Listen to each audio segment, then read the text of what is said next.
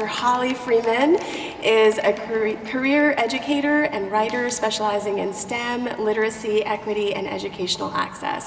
Her programs for adults and students leverage community, creativity, and critical thinking. She is the author of 18 children's books, 15 for the Boston Public Schools, and has published her academic work in numerous peer-reviewed books and journals. Hollee has also shared her work around creating space for learning as a TEDx speaker. Through her businesses, Freeman Educational and Business Consulting, Hollee Freeman Photography, and the Hollee Freeman Foundation, Hollee develops and facilitates classes and curricula for schools, districts, and community organizations. And one of her newer passion projects is the curation of the City Bees RVA, and I will let her buzz through those details this morning. If you're using the socials this morning, please use our hashtag and tag our partners in the inspiration that you share. And now, a round of applause for Dr. Hollee Freeman.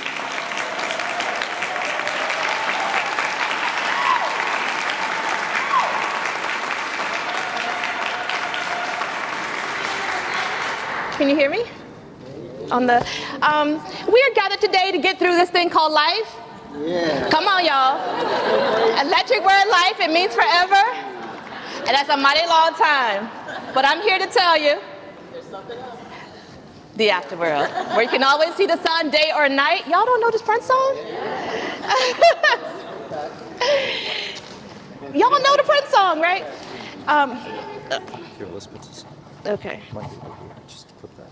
Clip it here? Yeah. Like that? Yeah. Is that good? Yeah, that's good. And then just...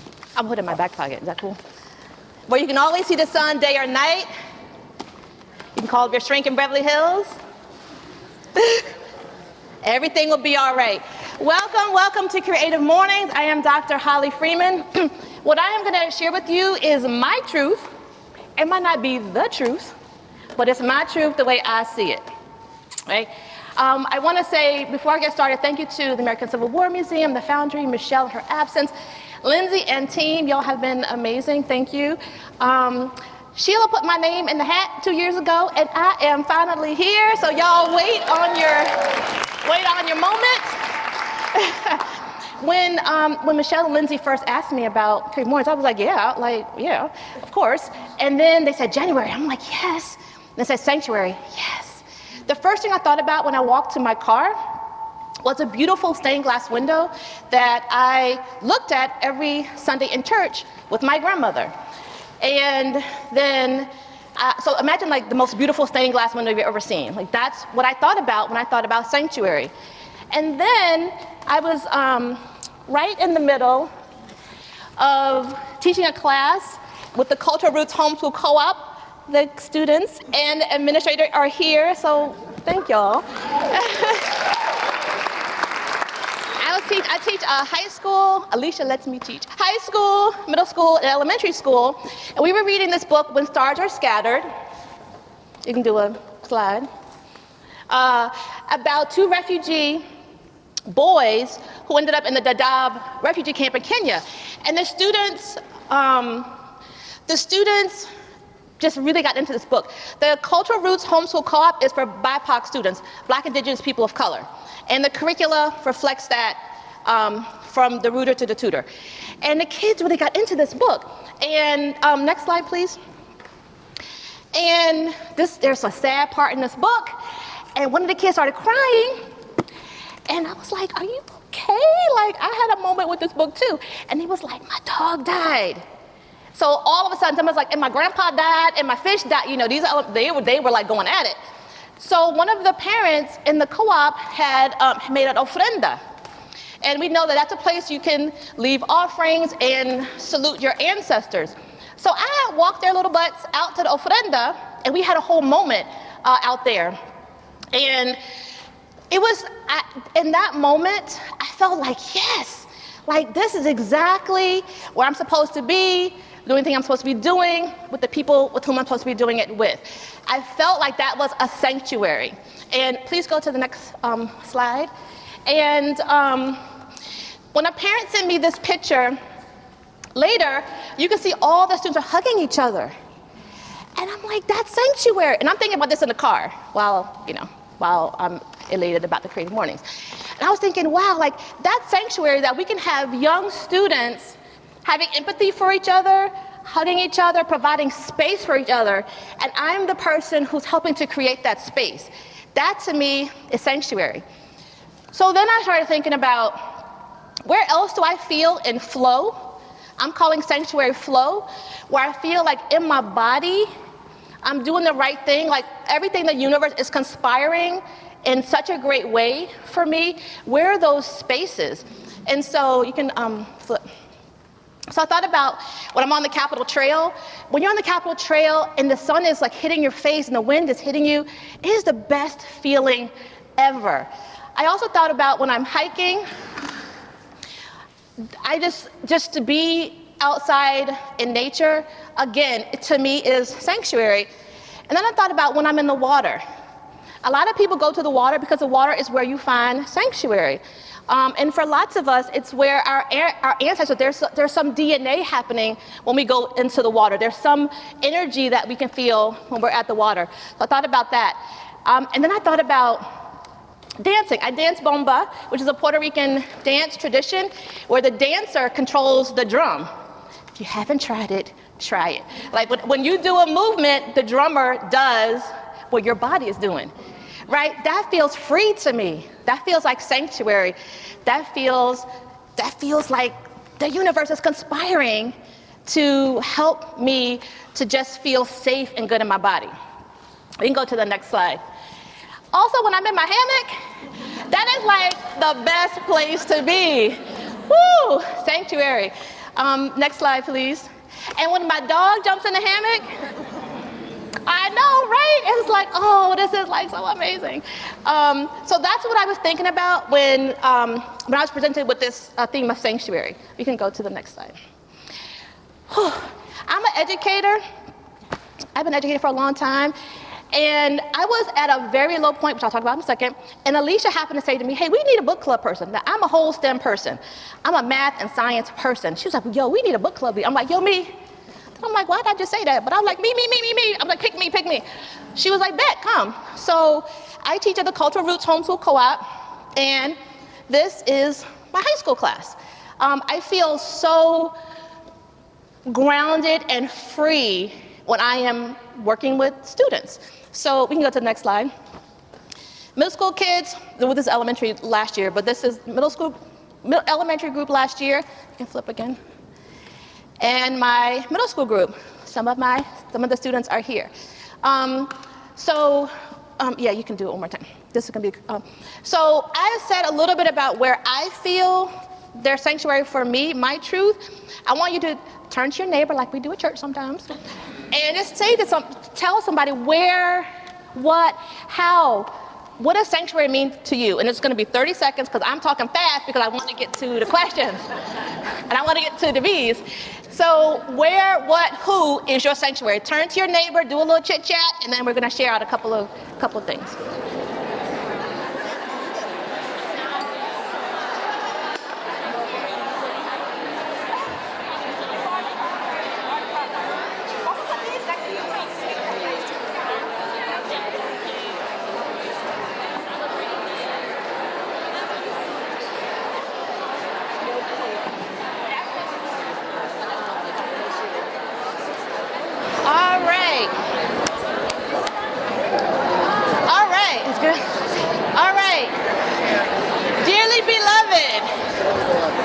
Beloved. All right. We are gathered here. Okay. A couple of you. This is a good, look at y'all. Okay. You can get into it, right? Like when you think about it. Don't make me be a teacher on y'all. All right. Clap once, clap twice. I can do the whole thing. All right, who wants to share? What does sanctuary mean to you? Where do you feel it? With whom do you feel it? All of that. We need a couple of responses. I'm a teacher and I will totally wait. Hilda. Solitude in nature. Solitude in nature. That's it? Yes. Trail running. Trail running. I think because of the photo, and I first thought of my grandparents' farm when I was growing up, a swing in the woods. I'm about to make a whole segue into that. Anybody else? Yes. You said your bed. Word. Your bedroom. Not necessarily the bed. Okay. Fabrice. Art. Yes. Did I see a hand? Yes. People. So like the sense of community. The sense of community. Within. Yes. Sanctuary within. Yes. All right. We're going to go to the next slide. And I am going to talk about the sacred art of beekeeping. But before I do, I'm going to tell you how I got here. All right. So let's flip. I was the executive director at the Math Science Center for 10 years. I was born and raised in Richmond, went to New York, went to school, blah, blah, came back, got this job. This is me as a student at the Math Science Center. And I could not have been more pumped for that job. I loved it. I brought diversity in all forms to the center. Students, staff, content. I was jamming. And I was like, I want to see more people that look like this walking around the Math Science Center. I was pumped. I was writing grants, all of that. Then we had an election. Then we had another election. Then we had the third election, like right before the pandemic. And it was not a safe place for me anymore. I'm telling you my truth. It might not be the truth. It was not a safe place for me emotionally, physically, psychologically, professionally. It was not safe. I'm gonna just call you out, Sheila. But I had sanctuary there in it was like a little itty bitty tiny corner up in the back somewhere where Sheila, Sharon, and Mitzi would talk to me, and Sheila would be like, don't fight back. Don't fight back. Keep doing the good work. Don't fight back. That was hard. I'm trying not to cry. And Sheila, what I want to say to you, this is all off the record. I mean, it's all like, I don't even know y'all do this here, but Sheila, you provided sanctuary in a way that saved me emotionally, but also I think professionally. Just like, because I was mad. And Sheila was like, just no, like we're not gonna do this. We're not gonna do the thing that they do. So I'm saying all of this to say that I was in a very tough situation, trying to find sanctuary, trying to find safety. And then, I think you can flip now. Here's a picture of me at the Math Science Center. You can flip again. So, Nakaya Ellis Chavis.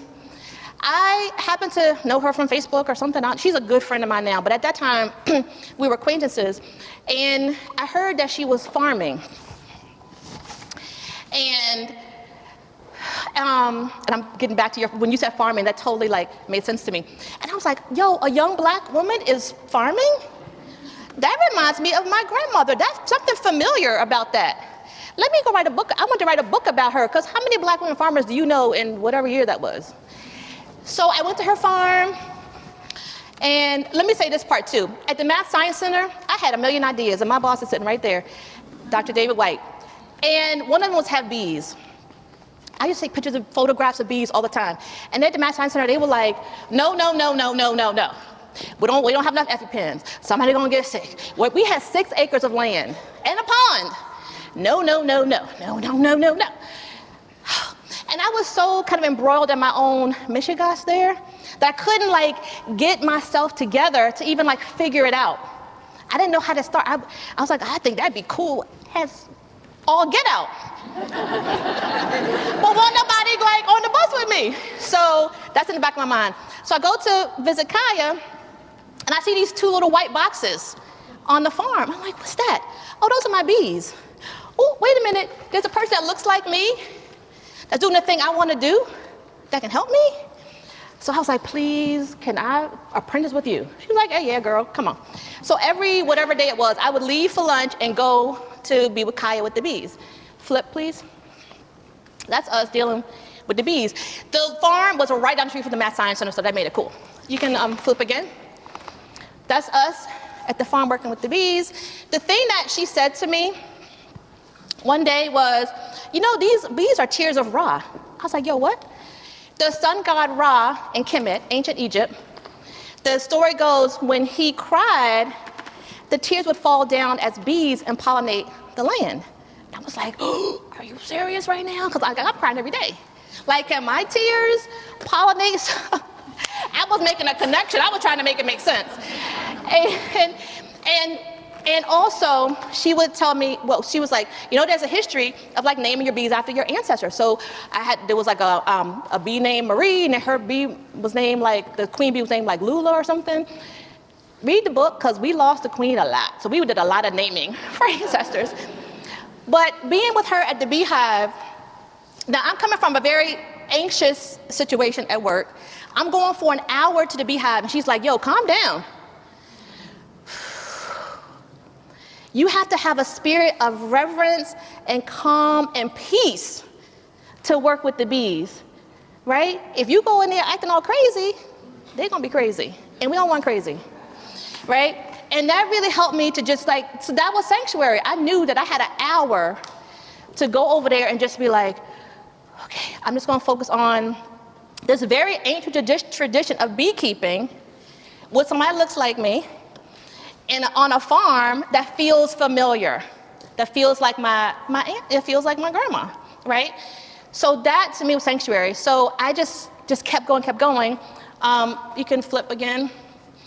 I started doing research on beekeeping in Kemet in ancient Egypt, and there are hieroglyphics about the beekeeper. So there's the beekeeper, there's another one about the beekeeper, beekeeping. I just was like, wow, like there's something to that. There's something inside me and my bones that's like pinging when I'm working with the bees. You can flip again. So that's me and my beehive. So let me just say just a little part real quick. Here is a hieroglyph of a beekeeper. The bees were in these cylindrical cones. You can see the hieroglyphs of the bees. So like this is a real thing. How many of you beekeep? Danielle does, and I'm gonna get to you, Mr. C. 2 people. Danielle's my daughter, she's my assistant beekeeper. You're a beekeeper, just say that part. So nobody knows a beekeeper. When you think of a beekeeper, what does that picture look like? You know what, Megan? You know what? Look, I'm gonna do a whole hug for that. The average beekeeper is a white male, 69 years old. Young, yes, 69 years young. Yeah. And just as a sidebar, some women in Australia did how many women beekeepers can post on a certain day, and they're trying to fill like 100,000 maybe, I don't even know. They were all white women. And like me and a lady from like somewhere else, Fiji somewhere. So the other part of this is I'm finding sanctuary in my own community in ways that were not apparent, at least to me, and I think to y'all before, right? So that also feels like sanctuary. Kristen is shaking her head like, well, are you kidding me right now? We can go, let me say this, let me go back one second. In ancient Kemet, the hives were in these cylindrical clay, I'm gonna call them a log, but it's not. It's like just a clay cylinder. And they would take them on their barges up and down the Nile, and they would pollinate the flowers, and they would pick them back up and move them. I decided to become friends with some other BIPOC beekeepers around the world, and I have a friend, it's a Facebook friend. I don't know, is that like a real friend? I don't know. I have a friend in Zambia who cuts out logs and puts them up in the tree, and that's his beekeeping hive. So these ancient traditions are still alive, and I'm just so excited about that and want to learn more. We can go forward. Kaya and I decided to start City Bees RVA. Well, we bring people to our apiary. So I have an apiary in Chesterfield, and she has one at Sankofa Garden, and we bring people to the apiary to have a beekeeping experience with the mindset that we're not trying to collect all the honey and do all those things. We want people to understand how important honeybees are to our lives. Honeybees populate 80+% of our crops. No honeybees, no food, no us. And they're on the decline. So it's important that we work to support the honeybees. And also about being mindful. Little kids come to the hive, and you can't be all wilding out like, I shouldn't even say wilding out, that's totally derogatory. You can't be like, what? You have to be like in a posture of Sanctity and a posture of respect. You have to be breathing well, right? You have to be breathing well, mind clear. Because you're working with the bees, you're trying to figure out what's going on. You can't be, you're having a whole conversation and talking about the other person and and crying and all. You have to like be focused. So we have folks come out, kids, well as adults, to the beehive. And we also talk about the fact that bees, in certain traditions, Celtic traditions, African traditions, Indian traditions, that bees carry messages across the veil. So people come to the beehive to talk to their ancestors. Or when you're making a big decision, you go to the beehives and you ask them to carry a message, or you listen for a message. That's an important part of our experience coming to the hives, as well as, did you see all the honey? Did you see the pollen? Oh, I saw the queen, all that stuff. And I'll show y'all some frames during the question and answer so you can actually see what a frame looks like and feel its weight. Let's go on. So this might even be, I think this is Alicia and Kennedy and Jordan and Stevie, who are sitting right there. This is y'all at the beehive. So if you have questions about City Bees adventures, apiary adventures, talk to them. So we're at the beehive. Folks get an up close look at the bees. You can go again. This is Jasmine, who's sitting right there. Jasmine had the whole frame up to her face like this. Close. I was like, what in the world? But there's a sense of calm, right? A sense of calm, a sense of wonder in it. Jasmine also made a whole news story, which is amazing, thank you, about that experience. So it's on channel 12. We can send a link and all that stuff. So just an example of how we're helping folks understand the beauty, the necessity of bees. We can go on. Okay, my favorite thing, when I have this feeling of sanctuary, this feeling of flow, it mostly comes when there are young kids, well, older people too, young people too. When I bring my observation hive, which is basically a briefcase with clear sides. So the bees are moving around in there, and you can hear the bees. We put off about like 7 hertz worth of energy. Bees put off like 300 hertz worth of energy just chilling. But if they're like foraging or something, it's even more. So the kids are sitting there listening to the bees in total reverence. They're just like sitting there as like just listening to the bees. I feel like that is like the most beautiful thing. It's like trail running or swimming, right? You're just kind of like, so when the bees are vibrating, when they're moving their wings, there's something that happens in your bones. It really is. So we're gonna listen to just a couple of seconds, 30 seconds or so of just bee footage that Jasmine's camera guy captured. We end up talking at some point. So if there's a talking part on, just let the talking part fly away like a cloud. So we're gonna give it a listen. So you can close your eyes and just kind of, if you want to.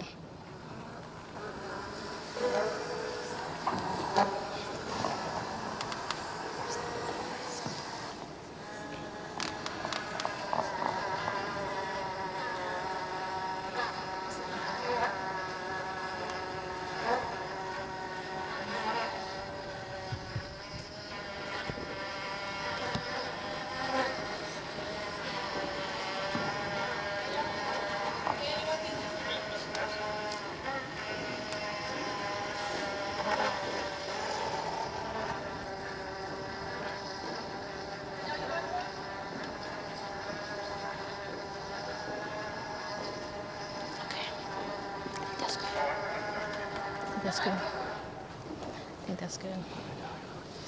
Okay. Okay. Like this? All right. How was that? Right? I get to do that. In the summer, I do that a lot. In the winter, not so much. But it's quite something to that, to just listen and also to watch what the bees are doing. It's quite amazing. And if you think about the ancientness of it, right? And the way, I'm not gonna talk about the bees per se, but there's a lot of cool stuff about the bees. But I'm just talking about how the bees make me feel, where I find sanctuary in the art of beekeeping. We can go to the next slide. The picture of one of the frames. We can go to another slide. The queen is up in there somewhere. We can go to the next slide. Quite beautiful. This is capped honey. This is capped honey, and you'll see some in the frame. And this is just open cells where they're depositing honey. All right, go, yep. All right, so I asked y'all, how many of y'all know, how many of y'all are beekeepers? How many beekeepers do you know? And Megan was like, I know you, like I think about you. Well, it was Kaya and I, beekeeping, and I was like, yo, are there other BIPOC beekeepers? And we came upon Mr. C, who is my beekeeping buddy, like, woo, yes. And James McDonald, Keith Caleb and James McDonald. We're like, we're 2 people and y'all are 2 people, so let's do 4 people and really like study this thing about beekeeping. Now, Mr. C and I are both in a bee club. And that's cool, the people know a lot of stuff in the bee club, it's great. But when the 4 of us get together, it feels different. It feels different. We're playing music, we're talking about other stuff. It feels different. So we now, I'm sorry, I'm in the way. So we started a Black Beekeepers Coalition, not to exclude anybody, but yo, it's like amazing to be with those 4 people. And now we have, I think, 6 or 7 people. Now we so hoopty, like so scraggly right now, that we have a little listserv. So somebody's like, I'm a beekeeper, I want to be a beekeeper. We add them to the listserv. It's nothing super formal about it. We're just like, yo, we want to have more people, especially more Black, Indigenous people of color, reclaiming their connection to nature, to the land, to animals. That's sanctuary. Thank you, Kristen. That's sanctuary. Somebody needs that connection back to Kemet. Somebody needs that connection back to the farm. Somebody needs that connection back to the woods, right? And so that's what we're trying to do with our Black Beekeeper Coalition. But we invite anybody to be in our little coalition, but it does feel different when we are together and when we're in the big group. And this is Mr. C. You might not recognize him now because he looks all poised and polished, but this is Mr. C right here. I think we can flip one more time. This is remember the picture of me in my hammock? Like sanctuary? So this is a sleeping bee in a little wouldn't it be great to be like in a hammock, a flower hammock? Like, talk about sanctuary. Like, that, just imagine like being in a flower hammock. Like that probably feels so good. It smells so good. We'll go to the next slide. This is my whole reason for being. It says, I'd rather see a sermon than hear one any day. I'd rather one should walk with me than merely tell the way. The eye's a better pupil and more willing than the ear. Fine counseling is confusing, but example is always clear. And the best of all the preachers are the ones who live their creed, for to see good put in action is what everybody needs. Right? So that's what I'm trying to, so again, my truth is coming from a place of extreme pain, and not having a lot of joy, to finding places, swimming, hiking, all that, places that bring me joy, and y'all all share with your neighbors, places of things, people that bring you joy, to beekeeping, which also brings me an immense amount of joy, calm, peace, sanctuary. My dad is 83 years old, and sometimes he has a little chair. His chair is facing the beehive. He just sits out there looking at the bees. That's like, yes, right? Sanctuary. You don't have to be busy. You can be like in your hammock flower. Whatever your hammock flower is to you, you can be in your hammock flower. So that's what I have for you right now about my truth around sanctuary. I am going to pass around some beekeeping equipment so you can just see, because somebody in here might want to be a beekeeper. We need beekeepers. Okay. See, we're going to get you going. Me and Mr. C are always like, let's go. We can help. Yeah, we are ready to do it because, as I mentioned, pragmatically, the beekeeping the honeybees are dying. Pesticides, climate change, all of that. And so bees don't need people. They've been living since, way back in the day. But what we are doing as beekeepers is trying to mitigate some of the issues that they have, like the pests and all of that stuff. And so we need more beekeepers and more people to have great gardens. Get your flower gardens ready, like start planting now, because that helps. You don't have to be a beekeeper, because that might not be everybody's jam, but you could plant a beautiful little garden. And when the bees come, you're like, thank you for your service, little bee. I am so happy you are here. And not to like run away from them and all that kind of stuff. So that's what I have for you. I'm gonna share the frames. I want you to look at the wax on the frames, how the bees build up the wax on the frames. You'll see some honey in the frames. You'll see some capped honey in the frames. My very, very best frames are in the beehives right now because the bees are clustering for the winter, so all of the resources are there. These are just the ones I had in the freezer waiting for the spring. I also have my, like the gloves and the hat and all that stuff, so if you wanna do that. So I will pass those around while I entertain questions.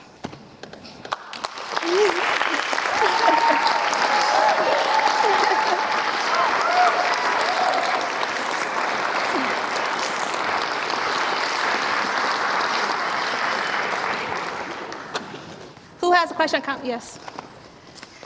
I was wondering, you mentioned in the beginning, like you got resistance. You wanted to do stuff with bees, and you kept hearing no, no, no, no, no. So how do you deal with that when you are really passionate about something and you keep hearing no?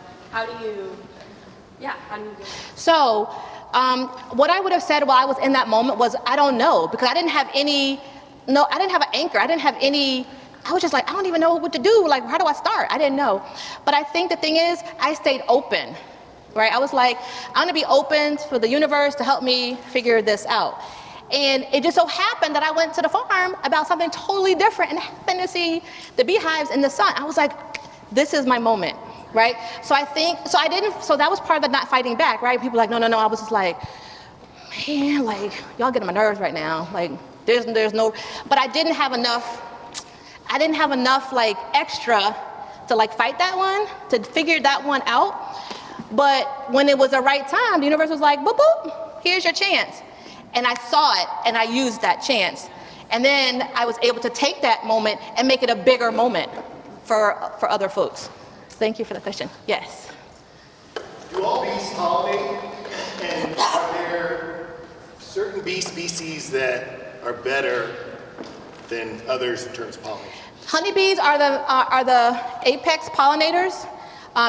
So bees pollinate, all bees pollinate, but some bees are like, they live in the ground, they live in the tree, they live in the whatever. They're not as voracious pollinators. Honeybees are the #1 pollinators. They pollinate the vast majority of our crops. Honeybees are not are not native bees to the United States. They're from Italy. They're Italian bees or Russian bees. Right, bumblebees are, honeybees are not, but honeybees are such great pollinators that people are really raising a lot of honeybees. In California, for example, to pollinate all the almond trees, they drive honeybees in from like, I don't know, Oklahoma somewhere, big massive trucks full of bees to the almond fields to pollinate the almonds. And then they drive them back to Idaho, Oklahoma, wherever they came from. So people are really trying to figure out how do we get the honeybee population built up so that we can continue to have crops, have foodstuffs. Yes, I'll come. Yes, okay. I'll go you. Okay. Yes. Jasmine, can you give me a frame? Pass the frame around. I have a very practical question because I currently have a hive of, I believe it's honeybees at a property of mine, and those bees need to go somewhere. Do you guys come on site and take bees? Absolutely. So I'll find you out there and talk about that. yes, give me your number. So so right now they shouldn't be flying around because it's cold. Well, today they might be. If you see bees flying around right now, they are breaking cluster in order to have cleansing flights so they can poop and just get some fresh air.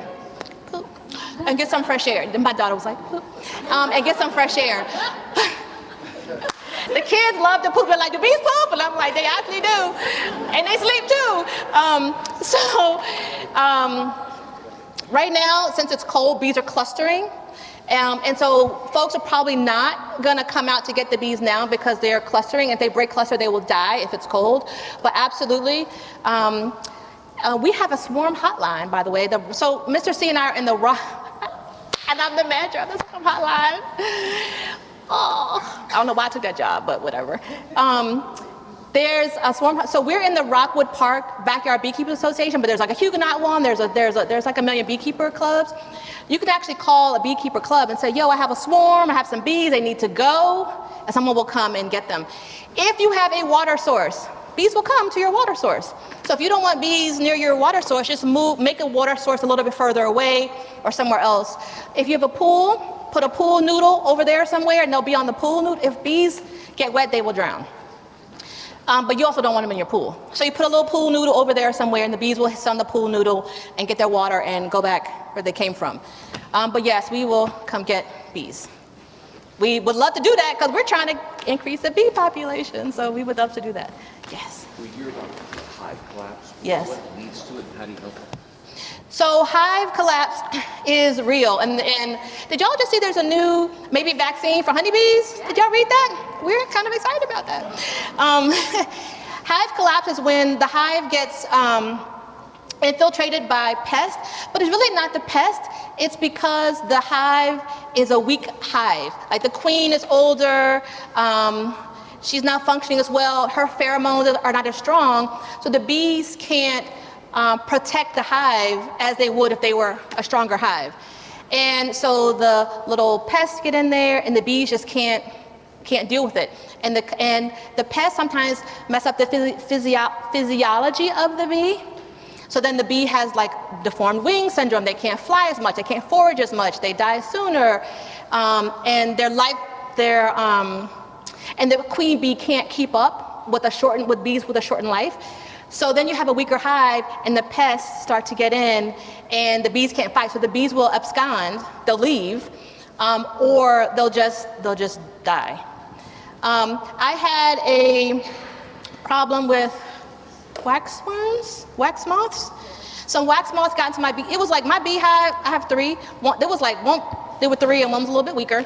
And I went in there, hive beetles, and like the beehive was great, and then I went back like a week later and it was a hot mess. There was like worms in it and all that stuff because the pests get into the pupal stage where the bees are covered. They have a wax covering, and the pests are reproducing much faster than the bee is incubating.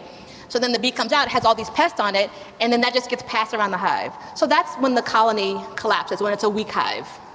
If it's a strong hive and there are pests, the bees push the pest out at the corner, even mice. The bee can push the mice, kill them, sting them, push the bees to the pests to the corner, and then the bee will actually take the dead thing out. But if it's a weak hive, then they can do that. Yeah, so there are treatments that you can do to help decrease the pest population. Also making sure they have enough, so this time of year, we're making sugar cakes to give to the bees so that they, as an emergency food source, in case it can't get to their honey. So certain things that beekeepers can do to help the hive become a stronger hive. But really the bees, we lead with what the bees are doing, if that makes sense. But we do try to ameliorate some of that. Yes, Kristen. I'm curious if you encounter when you're working with children, I think we have a lot of sort of storytelling and historic maybe fear about bees and being stung or being chased by bees, or bees maybe have a personality of being kind of stinging you, and I wonder about that moment of you see kids confronting kind of a fear and what that might, if you see that changing for them. Yeah. So the first, so Kristen is, yeah, totally. Kristen is saying when we're working with kids or adults who are afraid of bees, how does that go? Basically, is what you said. So, I see you. I totally see you. The first thing we say is what do you know about bees? Bees sting. Okay, this is why bees sting. Bees don't want to sting you because see how I'm talking extra fast now? Because I see Lindsay over there. When a bee stings you, it pulls out its intestines, its stomach matter, and it leaves it in the stinger, so it will die. A bee doesn't want to sting you, but if you're running around and doing the things that I just mentioned we don't do, acting all anxious and doing all that stuff, the bee senses that, and the bee will sting you because it thinks you're a predator. But a bee does not want to sting you. If a bee does sting you, we can get the stinger out really quickly with something sharp. And then my daughter's a plant medicine lady. We put some plantain oil on it that they made at Cultural Roots Homeschool Co-op. You put your little plantain oil on it and you're good to go. what folks have said is that I was afraid of bees, like deathly afraid of bees. But now that I understand the importance of bees and why bees do certain things they do, and why and what I observe about bees, they're like, this is not so bad. Like, we like this. And I have a lot of kids like, can I be a junior beekeeper? Yes, you can. Yes, you can too. So it is that initial, like, I'm afraid of bees, like that. But when people start to understand bees on an intellectual level and then see them and work with them and also like calm your breath and be more mindful, they, that fear gets overcome pretty quickly. Yes. Yes. How many bees short are we? How many bees short are we? Yeah, like everybody says that there's been a collapse in the populations. Like how? Do you know that question, Mr. C? How many, like, how much percentage? I don't know either. That's a great question. I'll try to find that out. Like, what's the rate of decline? And can it go back up? And with this honeybee vaccine, it'll be interesting the honeybee vaccine, it'll be interesting to see if the bee population starts to increase. And also, the number of beekeepers has started to increase with the pandemic, because people are like, we are growing our tomatoes at home, so we need some bees to help pollinate the tomatoes. So also the number of beekeepers has increased, so that might help as well. I think Linda's at the podium, which might mean something.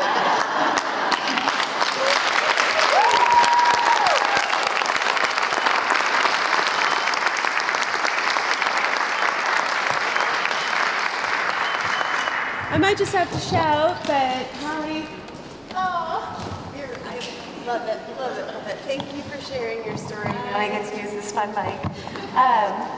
thank you so much. Talk to Hollee, follow Hollee on her socials, and we actually have the QR code to her website that you can get more information. I think it's... Yes, go ahead. So Kai and I had this whole experience with the bees, and I wrote a book about it because I was keeping notes. Yes, she did. I was keeping notes. So there's a book about beekeeping that is in, like, I think that 2 people that have the book in the bags already have the book. But there's the book. Corinne has the book. And I made a film about beekeeping. There's the book right there. The book is all over the city. It's in like Elwoods and it's the Black History Museum and Mainline and Louis Ginter. The book is everywhere. And it's also on my website. And I made a film about beekeeping called Beekeeping While Black, The Sacred Power of Bees. So that's on YouTube. Yeah. So there you go. So we'll link all that up in our recap, along with the pass that you'll get to come back to this museum and tour around.